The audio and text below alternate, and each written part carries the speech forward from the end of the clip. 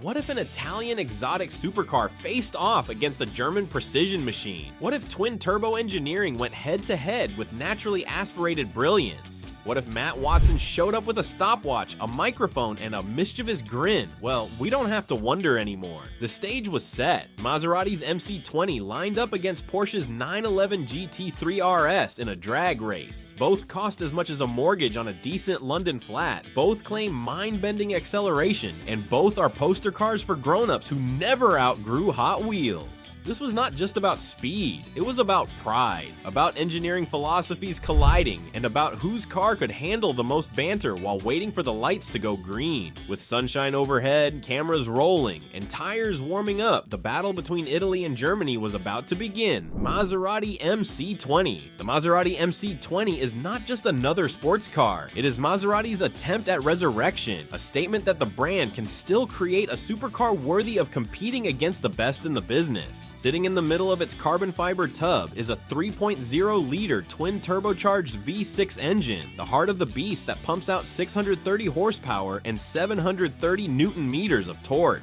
Power flows through an 8-speed dual-clutch gearbox to the rear wheels, and when launch control is engaged, the MC20 hurls itself forward like it has just been catapulted off an aircraft carrier. Despite all that power, Maserati kept the weight impressively low at just 1.5 tons, making it a proper lightweight in the supercar category. The price is equally supercar-like, starting around £230,000, but climbing to nearly £300,000 once you've ticked a few boxes on the options list. It is an extravagant machine, dripping with Italian flair, but its real party trick is that twin-turbo punch that arrives like an espresso shot straight to the bloodstream.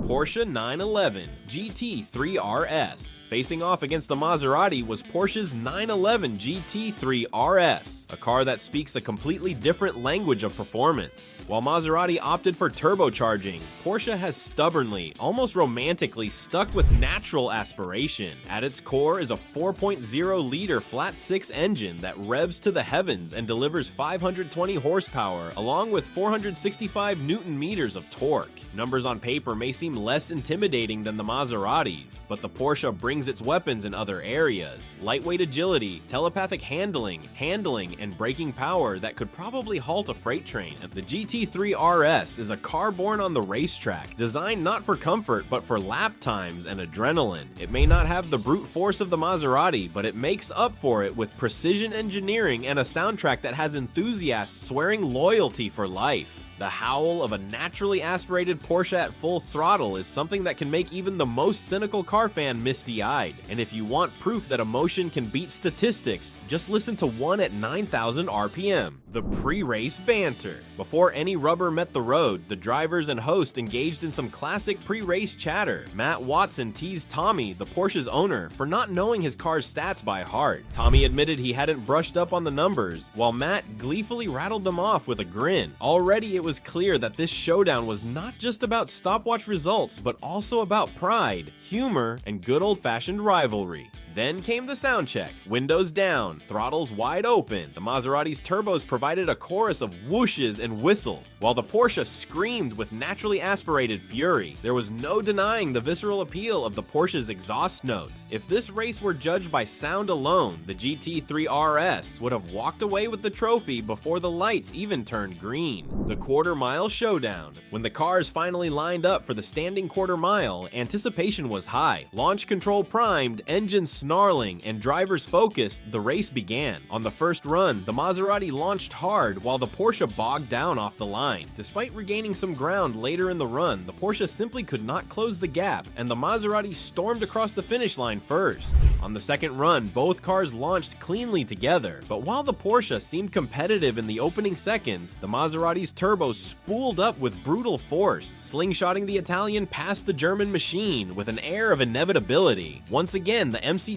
claimed victory, and Tommy's GT3 RS began to look like a sparring partner punching above its weight. Hoping that a driver swap might change the outcome, Matt climbed into the Porsche for another attempt. The result? The same story all over again. The MC20, with its explosive turbocharged power, surged ahead once more. By the end of the runs, it was clear. In the drag race, the Maserati was the king. Official times told the story best. The MC20 completed the quarter mile in 11 seconds flat, while the Porsche managed 11.2 seconds.